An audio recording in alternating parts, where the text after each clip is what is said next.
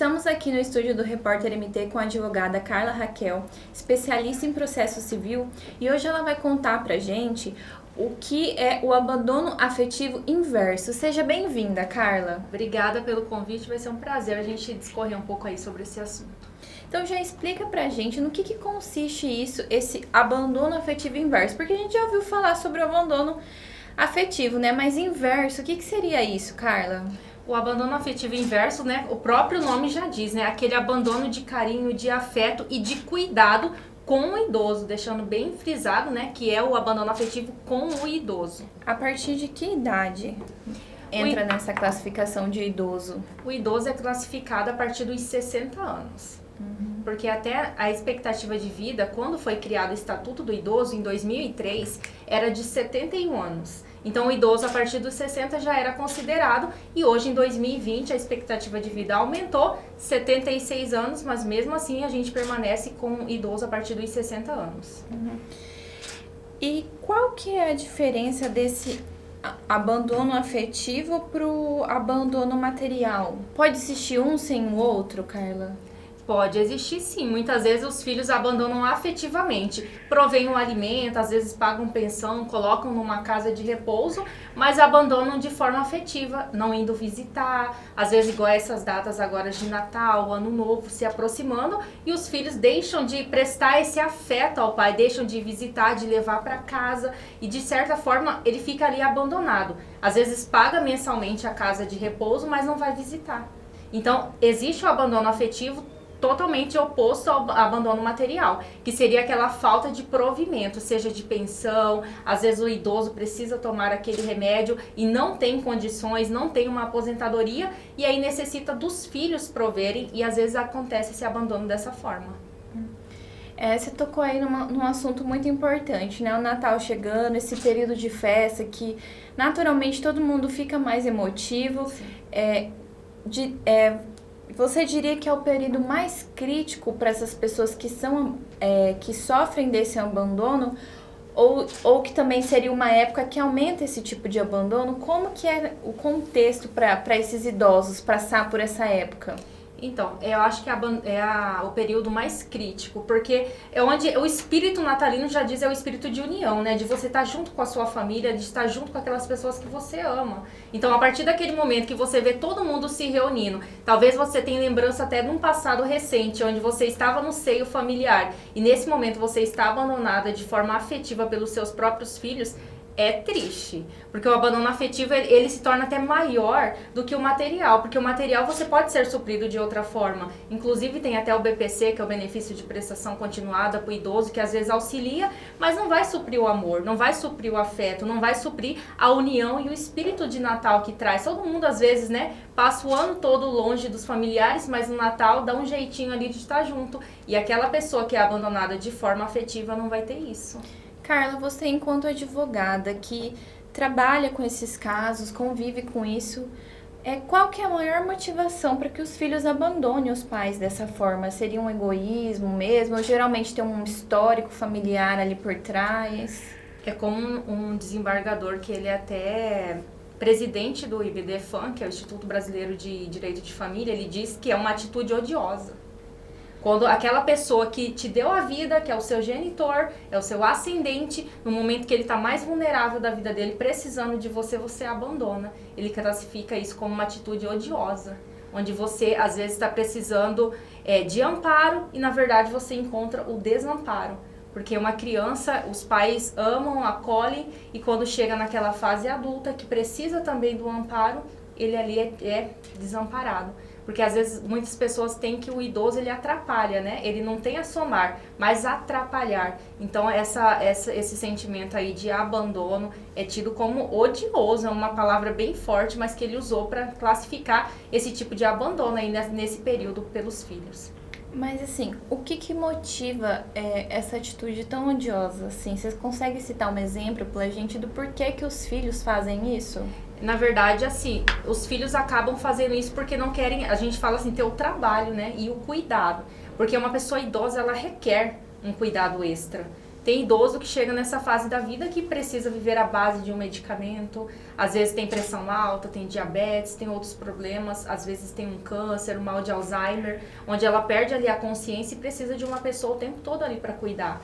Então, ela, na verdade, assim, a gente entende que os filhos abandonam porque não querem realmente ter o cuidado e nem o trabalho com os pais, né? Aqueles que, na verdade, até deram a vida por eles. E o que fazer nessa situação tão crítica? O que os idosos podem fazer ou as pessoas que estão acompanhando? Porque às vezes, né, o idoso ali naquela situação de vulnerabilidade, ele por si só não consegue tomar uma atitude, mas tem alguém ali acompanhando que quer fazer algo mais? Existe alguma coisa que pode ser feito, alguma denúncia? Sim, com certeza.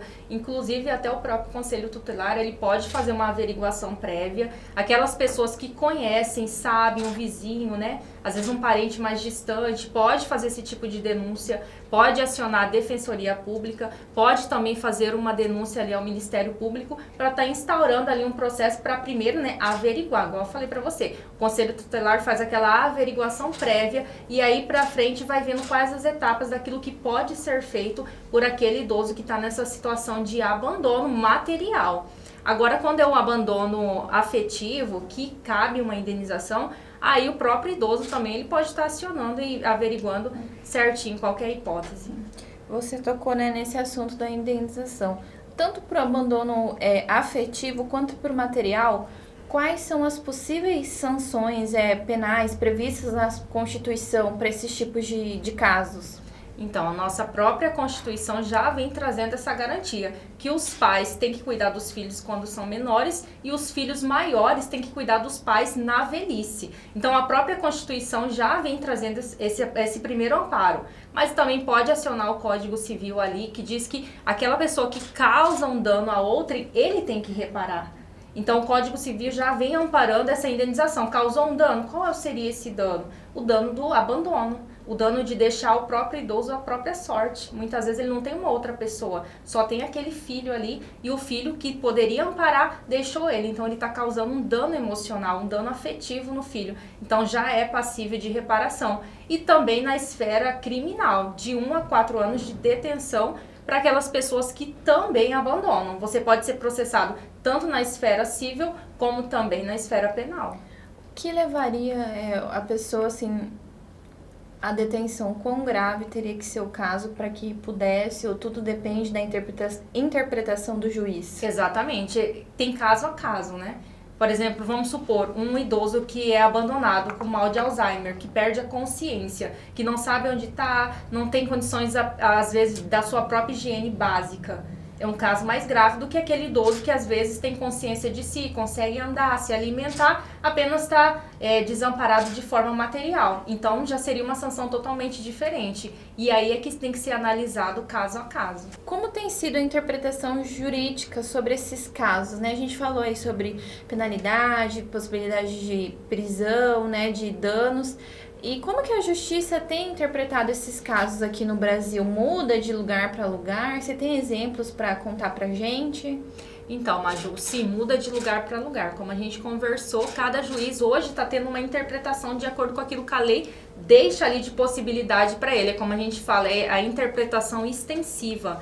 Aconteceu um caso em Brasileia, salvo engano, no Acre, no ano de 2016, e a sentença saiu no ano de 2018, onde uma filha colocou o pai ali na casa de repouso e ele ficou por mais de 8 anos. Ela nem foi visitar nesse período. O pai ficou abandonado de forma material e imaterial, como a gente estava falando.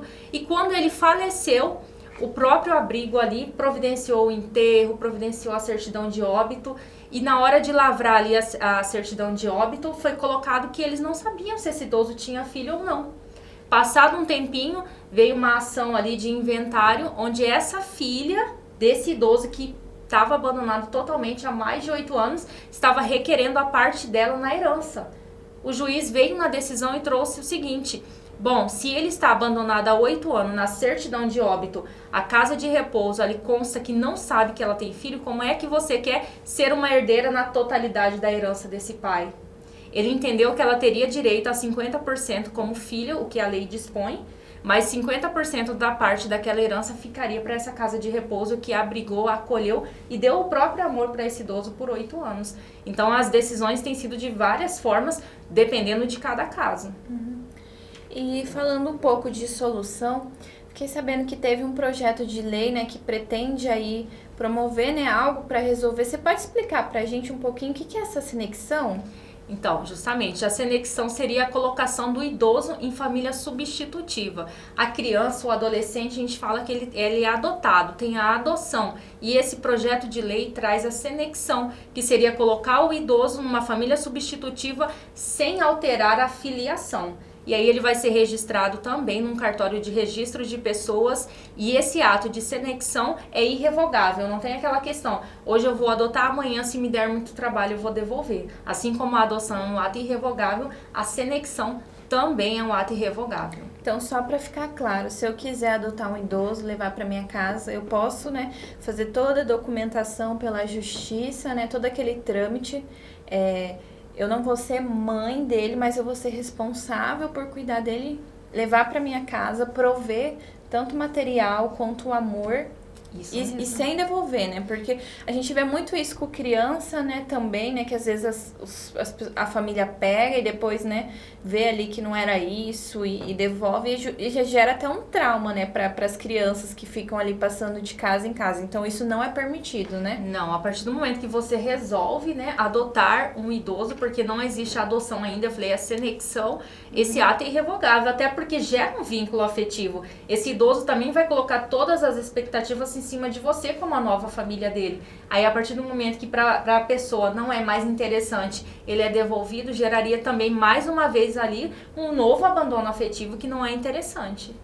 E tem previsão para que esse projeto de lei seja votado? Como que está a situação dele? Infelizmente ainda não. Com a pandemia foi todos os projetos ali suspensos, né? Todas as tramitações, isso já está na Câmara dos Deputados, mas ainda não tem uma data fixa ali para poder concluir. O que as pessoas estão fazendo muito, adotando hoje, entre aspas, um idoso, mas apenas obtendo a curatela. A gente está se aproximando aí das festas, né?